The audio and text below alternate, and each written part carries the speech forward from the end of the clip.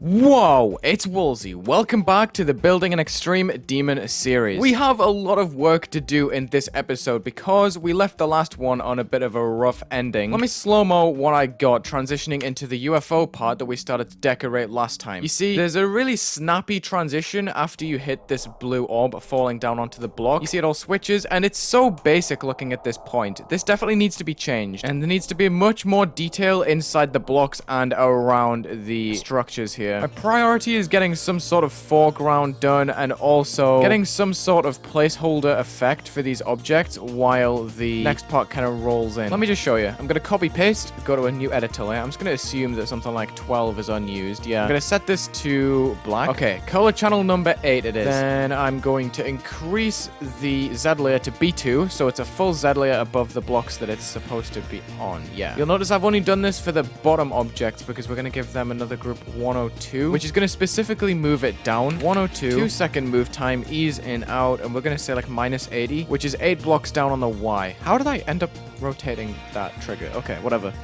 Okay, you can start to see it moving down. However, you'll see the example right here that there is a blending screen which tints all of the black objects up, which is on B2. So I can't have those black blocks on B2 since blending just pushes anything it's on to the bottom of the Z layer. So this has to be B3, but really far up because I know I have outlines somewhere on this and I'm not sure where they're placed. Let me see actually. Okay, they're on B3 and 12. Interesting. So now these objects need to be on B3 and 13 to go above. Let me just ignore damage real quick and we'll just see. Yeah, okay, now that's tinted. Cool. I'm gonna link these blocks together, then copy paste, increase the Z order by 1, increase the group by 1, and change it back to whatever it was on. I'm pretty sure it was on 1. It was indeed on 1. Then we're gonna add another move trigger here for 103, which has the same movement. So there should be now, because of the layering.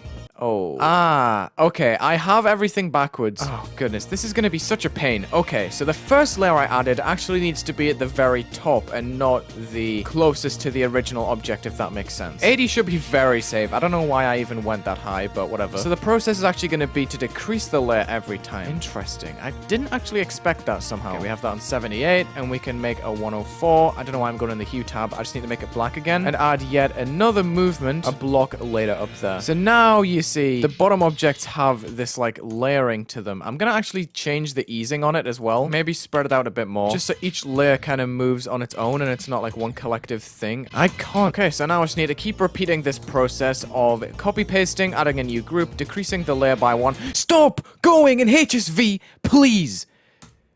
Good grief. Keep doing stupid stuff. Copy pasting the move trigger and increasing the group number by 1, 2 blocks later. Cool. It's actually a pretty quick process if I just set out all of my objects first. You see I'm kind of flying through this now. I'm gonna make 110 the final one, I think, because I'm just worried about having too many objects. How many have I actually used? 801? Yowie, dude. That actually does suck. Wow. They have the common group number 83. Okay, so I'm going to toggle that at the point where everything just flashes. And I can definitely spread out these move triggers a little bit more and increase the move time as well. It's just kind of like whatever, you know? It's nothing special at all. I definitely need to make it move faster. That is the goal here. It doesn't look as cool as I thought it was going to. This would be kind of devious, but I want to see what would happen if I made some of them move to the right and some of them move to the left. 2 blocks each side. I mean, it's fine. I just don't know why it looks so awkward. I think the toggle is the problem. Let me increase the move time just a little bit more. Maybe change it to ease out or something? Like, where am I going wrong? I need to seriously slow-mo this and test it. Like, what's happening here? That seems smooth. Okay. Is this the way forward? I'm not sure. I've spent a long time faffing about with this, and it seems to be fine eventually. I wonder if we could set out a pulse or something. Light green? Light green? Really? Are you insane? Don't know about light green in this situation, but we're gonna try it. We can always, like, change the hue of different triggers. Like, they don't all have to go to the same color. I was thinking maybe I could freshen up the look of... Okay, that seems to be a little bit better. Hold on. We might be doing well here. Slow-mo once again, just so I can take a Wulzy inspection with this. No, it seems fine. If I can somehow involve the spikes in that. Oh, if only I copied the spikes into the... Oh, that's pain. It's fine. It's fine. We can find a workaround for sure. Okay, let me manhandle the spikes. 111.1 black. Spawn trigger, multi-trigger. Give that a group number 112. Spawn trigger. Then we have a delay of 0.1. 112. Then we put another one underneath with the group 112. Spawning 112. Spawn trigger, multi-trigger. 0.2 delay. Too flashy. Uh-oh. 0.4 delay, and we can put 0.1 on each side of the pulse, maybe? I just want the spikes to stick out, really. Oh, they have other pulses? Hello? I don't remember doing that. Why is that so ugly? Okay, so we can pulse it until that point, and we can have a stop trigger? It doesn't numb it.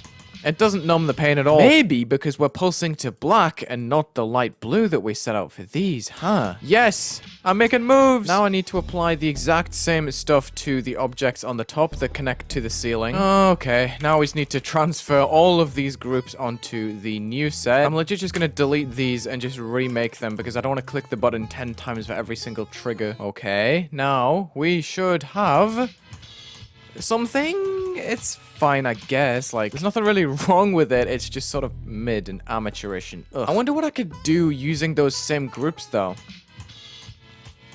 No. I want to know how well I can make an animation around this portal. If I use black blending, color channel 10, we're going to put this on B1, don't fade, don't enter. I'm going to place a copy of this on all 4 sides like that. Group it as 122, then copy paste. Probably turn off preview mode so I can see this a bit better. And I'm going to rotate it slightly like this, which can be 1, 2, 3. Then we can have another rotation, 1, 2, 4. And just keep on going around the circle until we meet the other side. This is gonna be weird. Hold on. So, I have this much done, and there's a tiny little gap. If I copy paste it, then there's gonna be a huge overlap. You'll see where my mouse is that there's just a really awkward overlap there. So I wonder, instead of having that frame, if we just go onto the next editor layer and we scale up a circle like this, put it in the center. Oh my god, dude. It's pretty much exactly the same. No way. It would be so devious if we had this as... Is it the next... Okay, 128. Okay, so we have a pulse trigger. I think it was 122. I don't 100% remember. 0.05, and we have a hold for a second. It's going to go to light blue. Then half a block later, we have our second pulse trigger. 1, 2, 3, and that's going to be the same thing. And this needs to continue all the way up until number 127, and then I toggle all of these off on a new group 129, just like that. And at that point, 128 is going to pulse to that light blue again for 2 seconds. So basically until we leave the screen. And then we can have other rings around the outside that are slightly bigger using a little bit of scale hack. So it's like, oh, and then swing, it's going to extend outwards very slightly though. Like, I'm not adding a huge scale difference. It's just going to be making the line around the portal much thicker. And you know what would be even cooler? If these were just like 0.2 second holds or something. So as you actually went through the portal, it just like, oh, dude, that's so cool. Look at that. That is so sick. And I can build helper on all of the portals. And even the jump ring as well. I might just get rid of that whole circle thing entirely. I popped off for real. Oh, goodness. This actually uses a lot of groups. If I can maybe retoggle 129, like, much later, I can probably reuse this set. Okay, this should be working now. Nice. That is so seamless. You may not be able to see it very clearly, but I do have myself all of these base blocks selected, and I've put it on B4 minus 20, which is all the way at the bottom of the level. And I think I'm going to give them a new group 144. That's a lot of group usage. Jeez. I believe I'm going to set up another one of those spawn trigger loops that just makes the base blocks increase and decrease. It's not doing anything still. What layer is this backdrop thing? Oh, well, that would explain it. Nah, it's too bright. It's getting there, though. I have the right idea, I think. And it should definitely be more frequent, so I can change this to a 0.2. Decrease the delay.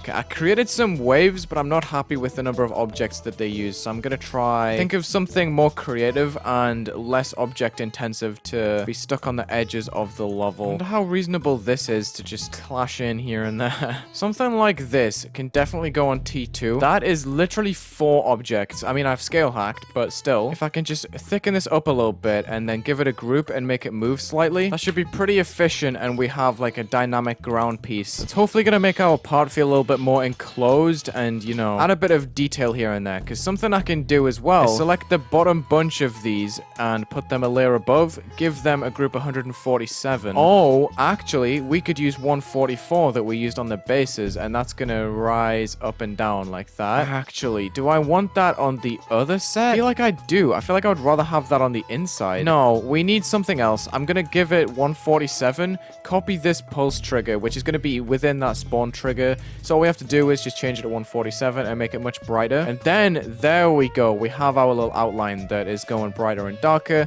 and it shouldn't look too bad in game.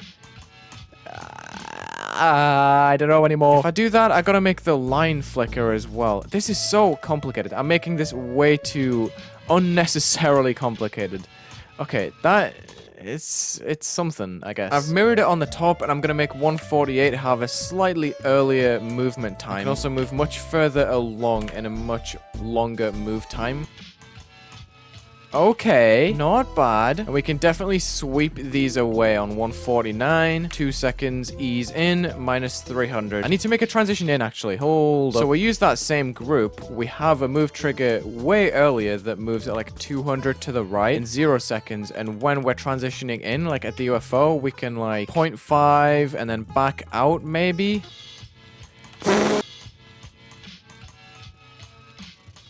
Okay, nice. I think I've figured that out now. Let's go. Okay, now I'm thinking about adding glow on that 147 on the edges of some of these. How is that gonna... Oh, that definitely eases the kind of grain that these have with the scaling. I don't want to make this too glowy, but I feel like this is also a very good opportunity to blend all of this together. And I can also add like strands like this, the vertical-ish ones. Please work. I just saved and played without really thinking about it. Oh, that looks so much better, yes! I thought I just spent so much time on, like, nothing.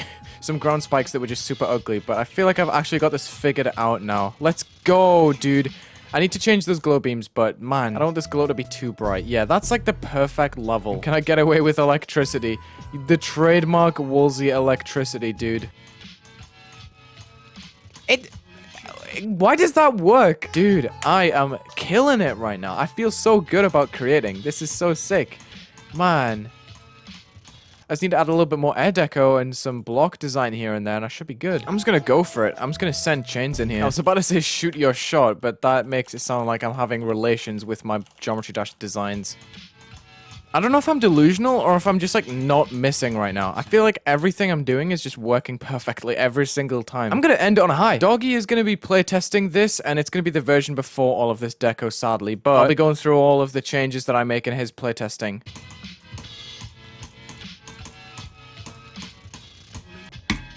See if it was weird.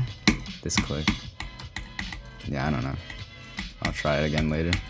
Oh my god, you're making this look easy. I see. It's interesting. I like the gameplay. Nice. Okay, this might not be extreme. That's really fun though. What? Okay, then it turns back into an extreme. Alright, you're scarily good. Wait, so is this like, what difficulty are we saying? Are you gonna verify this? Yeah, like easy extreme. Harder than It's active? probably really unbalanced. Yeah. Yeah, but I mean, it seems like that. What did you do? I have no idea what you just did, but I don't think you're supposed to do anything. I always do that when I'm like playtesting layouts. I just go like in a random place, and then the creator who's watching me is like, what's wrong with you? Okay, you're about to see a dome jump. Yeah. I'm guessing this should be changed. Yeah, I think. Good god. You're going crazy. Yo, run? It kind of looks fun. It is. I know I made it, but like... Oh my god. You're this good, Ryan. Do you still have like an awareness of how hard stuff is? At this difficulty? Yeah, because this just feels easy for you, right? Like if someone asked me, is this insane or extreme, I can't tell you. Maybe I have to switch to 60, then I'll struggle, and then everybody will finally know that it's extreme. I'm gonna just super buff this wave. It's too easy. What? Okay, that's a little bit much. Yes, Doggy told me to change this UFO, and I am heartbroken. Yeah, don't ask why I recorded it in this order, where I decorated it first. I need to move these up a bit to allow more space for the jump down here, and I also need to make this saw blade more lenient. We have a couple things that I wanted to change just to make it a little bit harder, because he really blitzed through this. I can probably put these blocks back together. Remember, I kind of stuck them out. Buff this ball click into the UFO portal that's down here. Maybe I could buff this if I have a spike right there. Oh, that's fine. Yes, good buff, Wulzy. Let's go. This was all fine. He did this run extremely quickly from here to 100. So I wonder if I can just buff a couple of robot jumps. You know, nothing too crazy. I moved this structure along by like a mini block or something rather than just pixeling it. This maybe? Yeah, that's fine. Okay. Thank you for watching this Geometry Dash Extreme Demon Building Series episode. Subscribe to Doggy. Very talented player. Definitely one of the best players this game has ever seen. Check the links in the description. Leave a like and subscribe. And have a good day.